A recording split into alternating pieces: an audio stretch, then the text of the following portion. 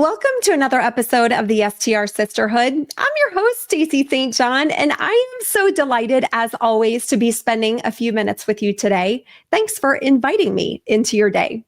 Now, before we jump into this episode, I want to share a quote that I recently read that resonated with me. And it says, "You're never too old to chase your dreams."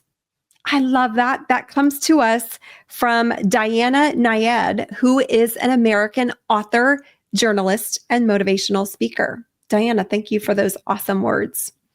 Now, in this episode, we are sitting down with Nikki Stoddard and learning all about her journey from starting small from a shack in her backyard to investing overseas in her dream home in France.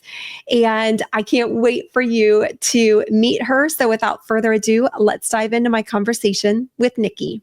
So today we are here with Nikki Stoddard. And Nikki, before we jump into our conversation, just thank you so much for being with us. Thank you so much. I've been listening to your podcast and I'm an active member of the Facebook group and I absolutely love it. So super excited to be here. Yay. Well, we're excited that you're here. Before we dive in, let's just start and have you share with our audience a little bit about who you are and what you do. Absolutely. So I am a 13-year Airbnb host and a real estate investor based in San Francisco, California. I got started really small. I got started with a little, I guess we would call it an ADU now, but that's before it was an ADU, it was just a shack in my backyard. And I had taken a little trip to California, to France, and rented a little studio in a lovely area on Airbnb and realized very quickly, first of all, this is not rocket science. And second of all, that host really didn't know what he was doing. And so I thought, I wonder if I could turn my little cottage in the back of my house into an Airbnb. So I came home and put $10K into this renovation. And mind you, it had no kitchen, no heat, 200 square feet. It was really just like a shack, but it had a bathroom. And I made it cute and it was renting for $3,000 a month. And this was back in 2012. And so I was a stay-at-home mom at the time, just finished graduate school. And I thought, wow, seems like there's a business here. How can I scale this? And so I've spent the last 13 years building up my own portfolio of short-term rentals, co-hosting and managing for other people. Buying and remodeling properties as flips in San Francisco. And now I have a contract on a property in France to do Airbnb with. So that's kind of where I am now. Wow. In France. That's just a hop, skip, and a jump away. A little bit. Yes. Just a little bit. I love it. And so I'm curious to hear about when you started and you thought instantly like, wow, there's something here. Mm-hmm. I want to scale this. How did you actually put that into play? Like, talk us through what that actually looked like for you. Yes. So I believe the first thing that I did was I realized my own house was a cash cow and would quickly pay for my summer trips to Europe. And so I kind of redid the house in a really clean, cute way, put it on Airbnb. And I had 2 little girls and I would take them traveling for weeks at a time in France and rent the thing out on Airbnb and it would pay for my trip. So that was the first thing. And then we eventually moved out of that house and kept it full time as an Airbnb. And then, how did I get started with the next one? Bought a property in San Francisco, sold the original Airbnb, did a lease back from the owner for like 3 years. She just leased it to me under market. I got completely lucky with this. And I kept it going for an Airbnb for about 3 years after I sold it. Okay, wait, let me pause. Hold on, because this is so interesting. Yeah. So I'm going to repeat it back to you just to make sure that our listeners are getting what you just laid down. Okay? Yeah, absolutely. So you owned a property, you sold it to someone else, and then leased it back from that new owner and kept it on Airbnb for another 3 years. Exactly. Yes. So the why is because the person who bought it from me wanted it as her retirement home. It was a ranch style home in a really great neighborhood. And she thought, at some point I'm going to retire, rehab this place and move into it. And it just didn't happen. And it didn't happen. And she just kept extending the lease more and more. And then eventually she unfortunately ended up passing away. So they sold the property after about 3 years of me leasing it back from them. Wow. Yeah. So it was a total lucky break kind of, and it turned out to be an absolute cash cow. Yeah. Yeah. And then the next one was in San Francisco. I have a really good business partner. We've remodeled a bunch of properties together, and we found 2 properties that were on the same lot. We bought it together. He took one, I took one, rehabbed them both. And I've done it all when it comes to Airbnb. So in this case, not only did I rent the place out while I was traveling, but I also did house hacking. So it was a 4-bedroom house, 2-bedroom on the top, 2-bedroom on the bottom, a little bit of privacy and separation. So I rented the bottom 2 on Airbnb as short-term rentals. And while you lived in the top? While I lived in the top. Yeah. Yeah. I would say that's not going to work for everybody. You kind of have to be really careful about what kind of guests you're going to take on if you're doing that. But it is doable, and it worked. And I'm really busy and active. I wasn't home a lot. I didn't have a lot of interaction with them. So it worked out really well. Can I ask you, how did you screen those guests? Like, I would envision that if I were going to have people coming into my home, I would want to have probably an even more in-depth screening process than I do today. So what did that look like for you? Thinking back, I think I didn't have it on instant booking. And so I did have everybody send me a request in person. If I knew I was going to be home, I tried to have only women come stay, or couples. And so that helped me feel a lot more comfortable. If I wasn't home, then it was just like a regular Airbnb. And there was some other things I did too. Like I put a camera up on the top level and disclosed that that is off limits. This is not part of the Airbnb renting. There is a camera up there. So nobody would ever go upstairs, right? They can see the camera. And I had exterior cameras just like you would for every Airbnb. Very clear house rules. And I only took guests that were very highly rated. And so, yeah, it worked out really well. I didn't have any bad experiences. Good. Okay, cool. All right. So you're now in this 4-bedroom, you're house hacking, you're renting it out. Yeah. Where was the next project? How did it continue to play out? Yeah. So again, with other business partners, I bought another property in San Francisco. And this was before San Francisco changed the Airbnb rules. So we're talking back in the annals of Airbnb history. And this one I love. I still own it today. It's a great property. We bought it as a 4-bedroom, 3-bath and rehabbed it. It was sort of a ugly looking house.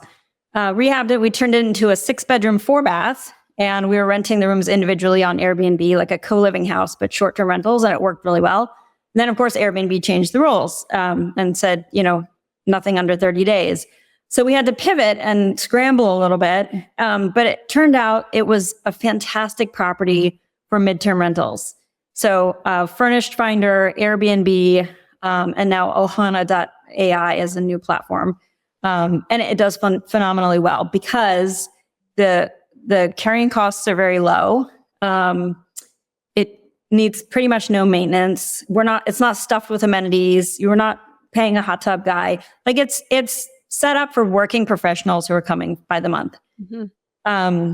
I love that business model. I would absolutely do it again. It works so well. And then around that time, I also got into wine country investments. So Sonoma County business partners had purchased properties and had me manage them. So I started sort of my own management company around that time. And that expanded and grew sort of very organically. And also started investing in Texas. This was pre-pandemic. At the same time that you're starting the Sonoma County, or was that afterwards? Yeah. Well, let's see. So Texas was about 2017, I think. And then Sonoma County was like 2018. Okay. Yeah. And Texas, again, Texas was great. I didn't have a lot of capital. I scraped together what I had. I bought a really ugly property that needed absolutely everything done. And actually, at this point now, I probably would not have purchased this property knowing what I knew. But I had lots of ambition, not a lot of money. And so I bought this property, I think, for $250,000. It was a 5-unit property that was, I think, an illegal 5-unit property. Like it was supposed to be 3 units, and the previous owner had like chopped it up in this weird way and made these 5 really horrible units. And so that one, it was long-term tenants, and it just so happened the manager, or how did it work? A friend of mine in San Francisco said, "Hey, I have a property that's literally down the street from the one that you just bought in Texas, and I've just put it on Airbnb with this manager." And so I said, "Oh, give me his number." Called him up. He was fantastic. He said, "No problem. This is what we have to do to get this property Airbnb ready." And, kind of off we went. And it was great. It worked out really well. The property values in that area of Dallas pre-pandemic just went absolutely nuts. I think I doubled my investment on that property just because of appreciation, really. Right. And do you still have that in your portfolio today? No, I sold that one in 2020. I think, or 2021, kind of after the market had gotten really frothy and Dallas had also started putting some Airbnb restrictions on. And I knew I kind of wanted to move my capital out of Dallas, also because the property taxes there are really high. Mm-hmm. So I sold that one and moved it into an Airbnb in wine country. So in wine country. Well, you gotta love wine country. Yeah. If I lived out there, I'd be staying in your Airbnb all the time. It's pretty phenomenal, I have to say. And honestly, here it is, March. This is the best time of year to visit wine country. It's really, yeah. Oh, I mean, California, we don't really have a winter, right? It's, t-shirt weather. You can hike. It's beautiful. Everything's budding. It's green. It's amazing time. So highly recommend. I love it. Okay, so a couple of times you've mentioned business partners. Yes. Talk to me about how you found your business partners and what the structure of your relationship was, if you don't mind me asking. No, absolutely. So I have several that I've worked on with different projects. And I also have a group of women investors that we invest together. It's called New Shoe Capital. That's our investing group. But for the ones I've mentioned previously, one of my best business partners I ever met, I met through a real estate meetup in San Francisco, maybe 9 years ago. We went out for coffee, hit it off. I introduced him to somebody else that I'd invested with, and we've been working together ever since. And I will say the key to any business relationship, I don't care if it's your best friend or your brother or somebody you met on Meetup, is to have very, very clear delineation of who does what. So you want LLCs, you want operating agreements, you want JV agreements. You need to have that cut and dried. So I would say it works really well as long as you have your systems in place. Mm-hmm. And you're all on the same team. So yeah. I also, because I've invested with partners in the past, and I think that it's really important to vet your partners, almost like you're going to marry them. Yeah, I agree. You are kind of married to them, right? Yeah. A couple of weeks ago, I lead the Buy Direct Academy with Maria Reith, and we teach people how to buy utilizing creative financing. Mm-hmm. And one of the ladies inside that group had verbally gone into a partnership with someone without really understanding what was going on, like without understanding the ramifications of the decisions that were being made. And so thankfully we were able to say, whoa, time out, back up. Yeah. This is what needs to be put in place. But I'm curious, what kind of process did you go through when you met your partner at that meetup? How did that play out where you had a comfort level of investing with them? Did you sit down for coffee? Did you go to dinner? How long was that dating relationship before you bought property together?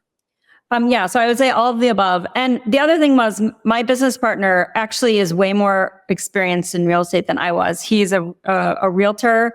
He has his own investments. He's bought and flipped properties for a long time. And so I learned as much from him as he did from me. Mm-hmm. And I think that was really critical. I don't know that I would partner with somebody who doesn't have a lot of depth of experience, just because there can be, there's always things that come up in real estate. And having somebody who's been through the trenches before and seen deals when it doesn't pencil out as well as you thought it was going to, or things go south, or the reno takes longer. There's so many things that can go wrong. And having somebody who, first of all, goes in saying, I know what I'm getting myself into, and we're going to do best practices, and we're going to, have the best, make sure we've analyzed the deal properly and everything. But even still, that there's things going wrong. And I think a lot of times where people get in trouble is there's missed expectations. So one partner might have unrealistic expectations about how something is going to go, or how fast something's going to take. And that gets tricky. Yeah, for sure. Yeah. For sure. And, I've heard obviously so many horror stories over the years from people who have gotten into deals with bad partners, or maybe neither of them had experience. Yeah. Right? It got to be fun to just buy a property together. Yeah. And so I really feel like it's important to, if you're going to collaborate with a partner, make sure not only roles and responsibilities are clearly defined and documented, to your point, have all the, the paperwork drawn up, make it official. Don't do anything verbally. Exactly. But I also think finding partners that have strengths that are not yours, even just from a skill set perspective, or maybe it's creativity or design, or, finding and managing contractors, whatever the case might be. Yeah. But I'm curious if you agree. Oh, 100%. Yeah. So a partner has to be more than just a check, right? Otherwise you just go to the bank. Yes. A thought partner who has a similar ethos to you, but maybe comes at it from a different perspective is really important. But I think somebody who also is doesn't spook easily is very important, because the last thing you want to do if you're in a partnership is having to manage yourself and manage somebody else's emotions and expectations. That gets tricky. For sure. So take us on a fast forward journey to today. How did we get to France? Right. Okay. So I sort of sat out on acquiring any new properties over the last 2 years because of interest rates in the US. And property prices post-pandemic just absolutely went nuts. And then also, most markets are now very, very saturated with Airbnb investors, right? It's very competitive. And I just couldn't find anything in the US that seemed interesting. And I think that might be changing. But I decided to look overseas, and I did a big sort of global search to figure out where the best returns might be, and regulation and all the other things that go into finding a good Airbnb market. And I picked France for several reasons. First of all, I've been there many, many times over my life. My mom's side of the family is French. I have family there now, so it feels very comfortable to me. I kind of speak and understand a little bit of French, and I know the area really well. Interest rates in Europe are very low compared to what we're used to. So a high interest rate right now for a foreign buyer is like 4.1%. Wow. Yeah. So it's really good. And that's considered high, and normal would be like 1.5 or 2. So you get a lot of leverage just based on that. And then France actually has some interesting property, some tax benefits that most Americans might not be aware of, especially if you're buying a property that's considered off plan. It's what we would call like buying from the developer here, but in France, it's called off plan. Banks in France love lending on them because it's very low risk. They will analyze the developer, and if they worked with the developer before and they know the developer can deliver, they will lend on that. And so, yeah, that's kind of how I narrowed it down. I knew I kind of wanted to be in a ski area because it's one of the last places that is going to get regulated. Like Paris and Nice and a lot of other cities have put regulations in place, just like we have here in the US. But areas that really rely on short-term rentals and have been doing short-term rentals before Airbnb was ever a thing, right, those are pretty safe areas to invest. Right. So I'm curious, when you decided on France and you decided, I want to be in a ski area in France, how did you go about finding the property? How did you find a real estate agent in a foreign country? What was that process like for you? Yeah, well, I went and drove around. I spent 4 days driving to, I think, 12 different ski towns in France and like 6 different ski domains to really get a feel of the area. And I'm so glad I did, because a lot of the places people say, oh, this is a great investment. You get there and you're like, there's absolutely nothing for miles. I literally almost ran out of gas in the summertime trying to get to one of these places because it was just so remote. And I said, okay, that's out. So I narrowed it down to a ski resort. It's about an hour and a half from Geneva. And I had really wanted to look at Chamonix, but Chamonix is very, very expensive. It's like I'm not exactly sure off the top of my head what the price per square meter is, but it's quite high. So I went with another ski area that's conveniently located. And the top thing for anyone who's thinking about investing in a ski place is you have to invest with a high enough altitude, because everything's changing right now. And a lot of the lower altitude ski resorts are going out of business because they don't have snow. Oh, okay. Yeah. So the snow is not guaranteed. And the other critical piece that you want to look at is you have to make sure it's a dual season resort. So it might have the best skiing in the winter, but if it's dead in the summertime, you're not going to make any returns. There has to be 2. And so ideally you're looking for like solid 16 weeks in the wintertime and like 12 to 14 in the summertime. They're going to be reliable. And so the place that I picked it's the second biggest mountain bike destination in the world besides Whistler, Canada. The Tour de France comes through every year. It's a huge biking destination. Hiking, of course, is big. So I felt like, okay, I'm protected. I'm going to have income for 2 big chunks of the year. And then the shoulder season is going to be lower. But honestly, the fall in France is such a great time to go hiking. That's when I want to be there personally. Love that. Okay, so you went there. Did you hire a real estate agent to show you around all these places, or did you just is there a Zillow in France? No, actually, that's a good question. It's different than in the US. There's not one MLS where you can go and see everything. Every little agency has their own website, and sometimes they list on some websites and sometimes they don't. And it's a little bit of a headache. Let's see. So I did a lot of online sleuthing first, kind of narrowed it down. And I knew I wanted an English speaking agent. And there's a lot of British real estate agents in France, especially in the ski areas. So it wasn't too hard. Yeah. Okay. Yeah. And I found an off-plan property that worked in my budget, looked interesting, contacted the agent for that, started working with him, and that worked out really well. And you mentioned that the banks love working with the developers. Was it your agent that put you in touch with the bank where you went to go get the mortgage, or how did you find money over there? Yeah. So getting a loan as an American is a challenge in France. There's this thing called FACTA, which makes a lot of French and European banks not want to work with Americans. But it's not impossible. And so you have to just kind of go through the brokerages and find somebody who will work with you. But they do exist.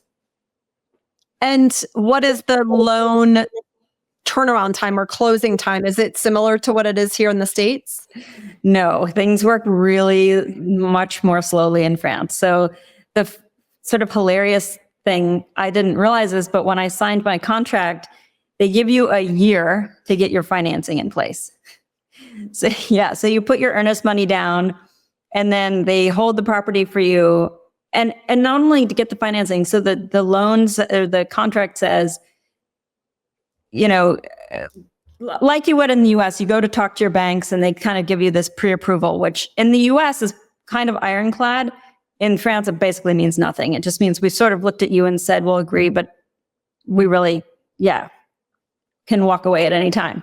But anyway, you take that pre-approval, it's not really ironclad, to the developer, and you say, they're lending to me on these terms, and they put that in the contract, and they say, okay, if you're not able, if they do their due diligence and they won't lend to you at those terms that you've agreed upon, you can walk away and get your money back. So it's a little bit more robust of a financing contingency than we do have here in the US. Interesting. Yeah. And so remind me, have you already closed on that property in France, or are you waiting? No, I'm still in the process right now. It's a long, slow process. And so what do you anticipate that timing to be? Oh, months. Yeah. Months. Yeah. Okay. Not anytime soon. All right. So talk to me a little bit about, as you have obviously purchased property and operated property in multiple locations and now going halfway around the world. Yeah. What are some of the biggest operational challenges that you have experienced, and how did you navigate them? That is great. So I would say this: when I got to about 6 properties that I was managing myself, maybe 10, I hit a wall. I was like pulling my hair out. I just couldn't do it anymore. And so I finally broke down, hired a VA. It's something that I knew I had to do for years and really, really resisted, because I thought, nobody's going to run my company better than me. I don't want to give up control, yada, yada, yada.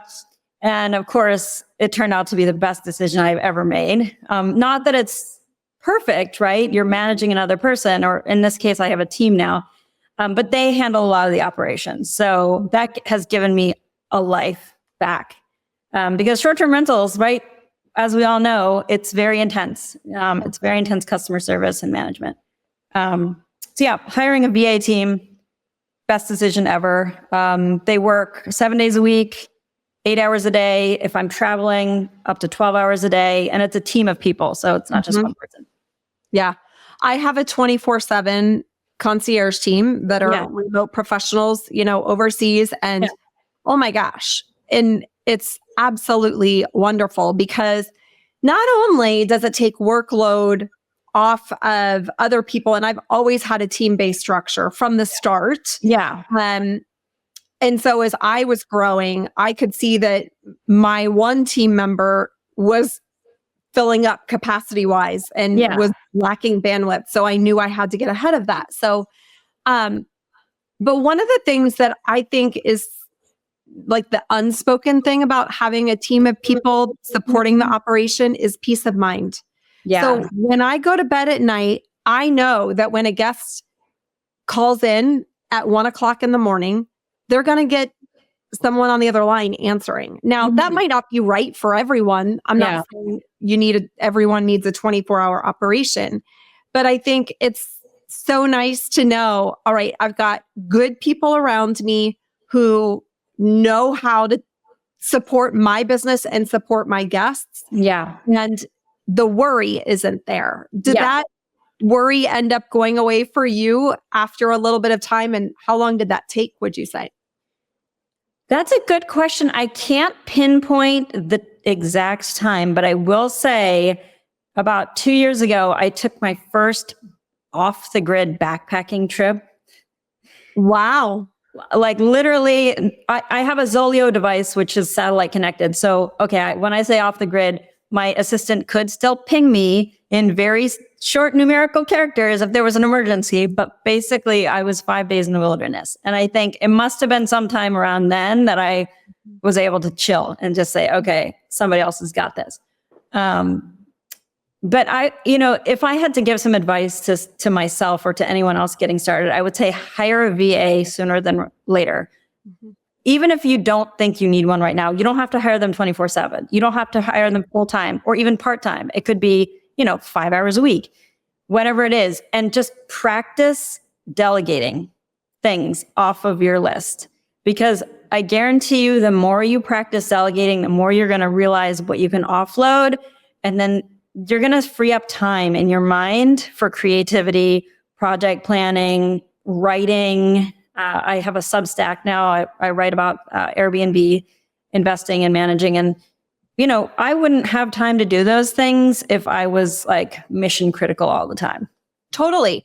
And the other thing that I will just add to that is, some of the tasks that a virtual assistant or a remote professional takes off of your plate might not be might be tasks that don't light you up, that don't necessarily fall in line with your genius zone, right? And so if I can offload a task that may take me 3 hours to do, and I can now give it to someone at a lower cost point, and it takes them an hour and a half to do because it is in their genius zone. That's a win-win. Right? That's a win-win. How did you learn how to delegate? Yeah, it took me a while. I mean, I actually read some management books too, because honestly, there were some bumps in the road when I first started. I'm not going to say it was completely smooth sailing. So the company that I went with trains these VAs specifically for real estate investors. So they come with some knowledge, right? But that doesn't mean every single person is going to have the same work ethic or kind of come to it with the same passion, right? So it took a little bit of time just on the management side of things to figure that out. But, delegating is like, once you do it, it's great. You're like, oh, you can do this? Fine. I'm not ever going to touch that project again. And now I'm like, now I have an expectation, like, this is not my job anymore. This is your job and it needs to be done. And so what I'm currently working on now is my VAs, I think about it like this. I'm the brain and I have 2 or 3 extra sets of hands. I still have to think about what needs to get done and set the projects up, and then somebody else takes it. If it works well, I'm not the one checking up on them. I'm not nagging. I'm not making sure it gets done. Like, it just gets done. But I think the next step is I need another brain. So I need somebody else to say, this is the project. Let me just handle it without me having to like plan and organize and blah, blah, blah. Well, I'm not there yet. I haven't quite figured that piece out, but that's going to be the next step. I will tell you, I have that extra brain, and it is life-changing. Having the ability, and the extra brain works on the coaching side of my business, not the property side of my business. But there are a lot of moving parts going on in my noggin because I have several businesses that I'm running. And so having that, again, peace of mind that I trust her decision-making wholeheartedly. She can intercept things. She can help protect my time. Sometimes I'm my own worst enemy, right? When it comes to, hey, let's do this. And she's like, well, wait a minute, Stacy, do we really need to do this right now? Let's put this on the back burner. And I value that because we as a team work together for the greater good, if that makes sense. So I'm excited that that's your next step. And I'm going to lovingly nudge you to find that extra brain sooner rather than later. Yeah, please do. I could definitely use it. So hiring VAs helped you kind of navigate operational challenges. If you had to go back and do something over again, what would that be? You mean in terms of the VAs or just general? No, anything. Ooh, that is a big question. I mean, so many things, and then also can't think of a single thing at the same time. Okay, let me ask it this way. What's a mistake that you feel like you made early on that you learned from? Probably not thinking big enough and being too scared to grow, right? Being too scared of the unknowns. Because look, problems are going to come up. Yes, there's headaches. Yes, there's things you don't know, but you have to kind of jump head first and learn as you go. And I think being a little bit too timid did not help me. And if I had to give advice to my younger self, I would say it's scary, but just do it. Right? It's scary, but you have to do it. You're going to learn from this. maybe, it's not exactly how you think it should be, or it doesn't work 100% of the way, but you're going to be so much further along. So, yeah. Yeah.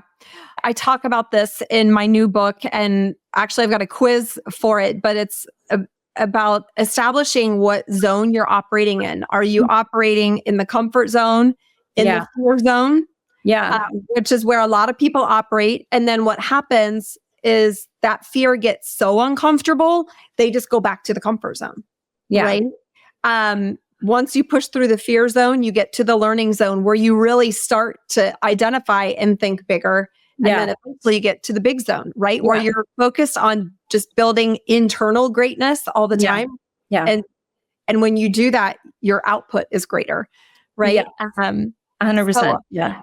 I love that. So in our family, we sort of, we have this rule, which is don't engage in anticipation pain, which is the fear of the unknown, the fear of the what ifs. Most of that stuff is never going to come true. You spend so much time stressing out about what if and, oh my gosh, this is going to happen. It doesn't happen. You've just wasted so much energy. So just if you have stress, like or anxiety, put it to the side in a little box. And I guarantee you it can stay there. It's not going to come true. So it's all good most of the time. And if it does, well, you'll deal with it.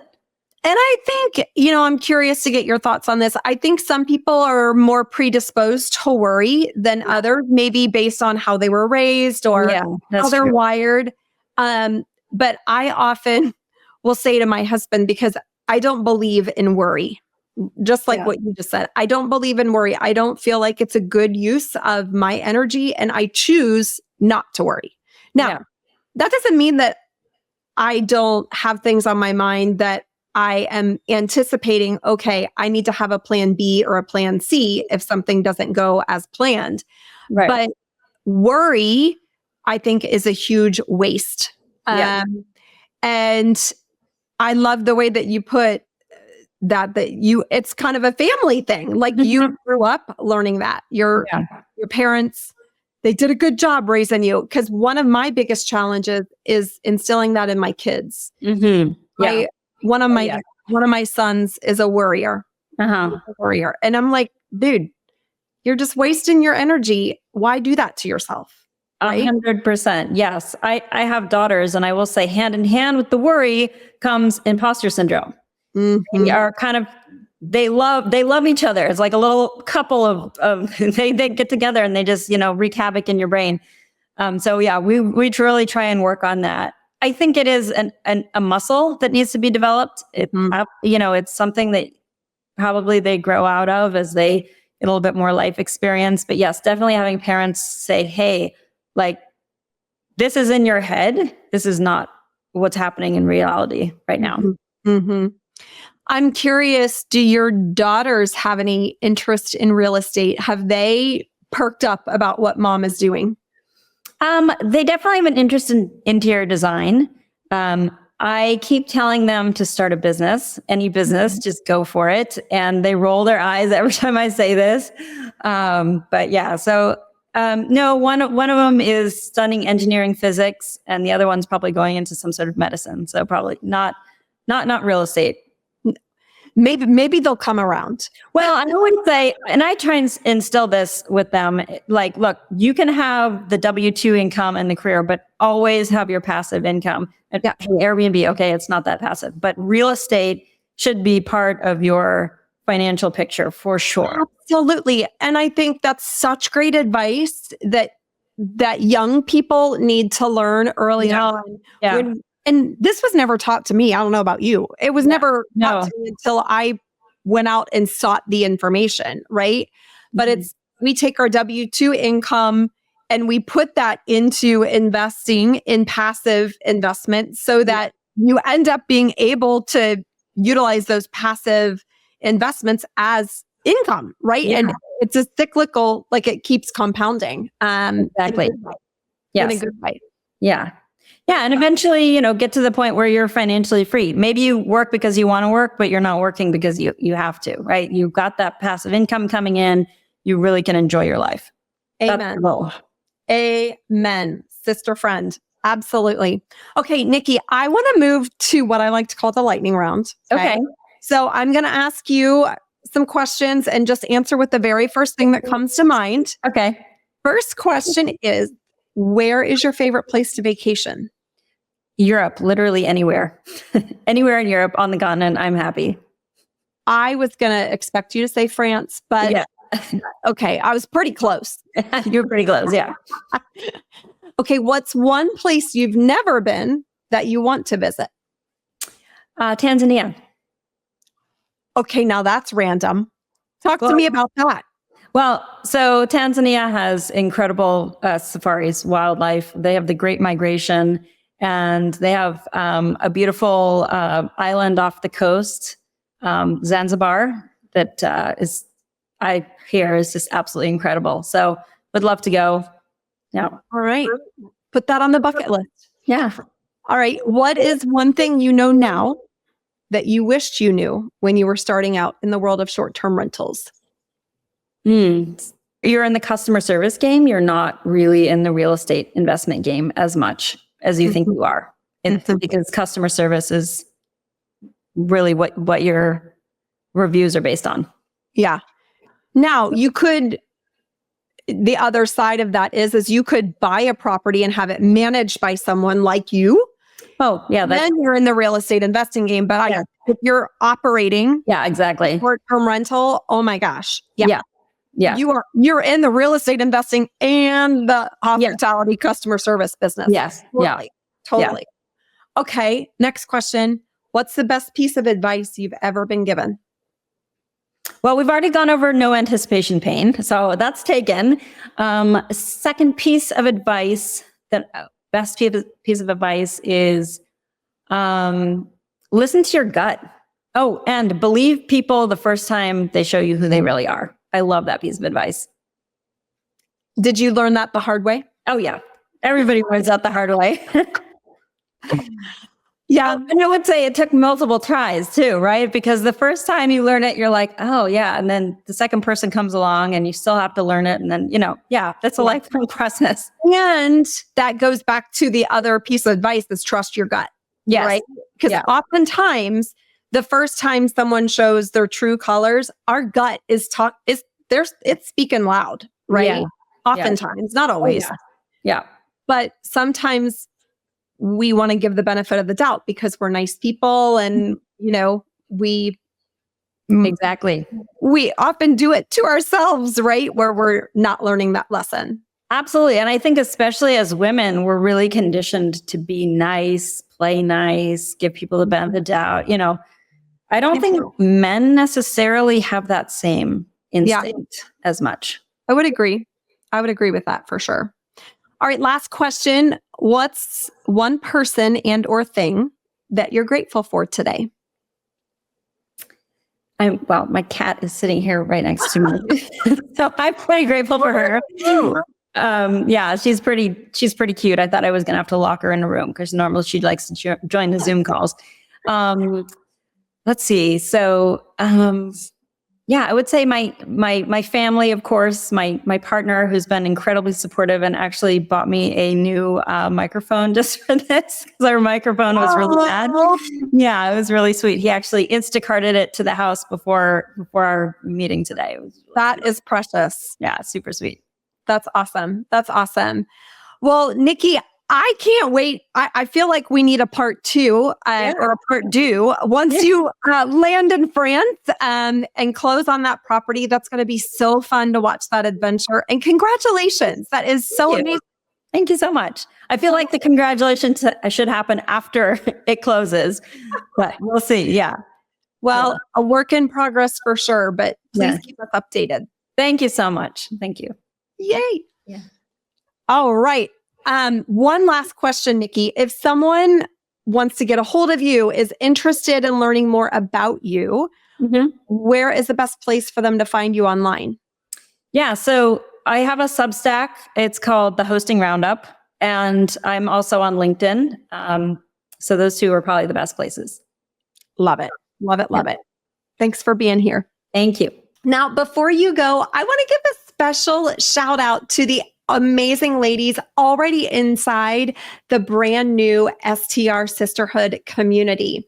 Just a few weeks ago, Emily Tillery posted in our property design and launch hub, does wallpaper actually add value to my property, or is it just for looks? Emily says, yes, wallpaper can add value to your space or vacation rental. Guests book based on photos they see on Airbnb, your website, or your Instagram, right? Wallpaper can make your Airbnb or vacation rental stand out in a sea of plain, boring walls. Aside from that, it creates a vibe and a cozy accent that makes people stop scrolling and say, we have to stay here. Emily, thank you so much for those words of wisdom. And if you have not joined the all-new STR Sisterhood community, my friend, you have got to come play. So go to the strsisterhood.m as in Mary, N as in Nancy.co, because we are on Mighty Networks. That's actually what the MN stands for. And my friend, you are going to be introduced to a whole new world of connecting and collaborating with like-minded women right here in the industry. And with that, that wraps up today's episode. I hope you have an amazing week ahead, and I'll see you on the inside.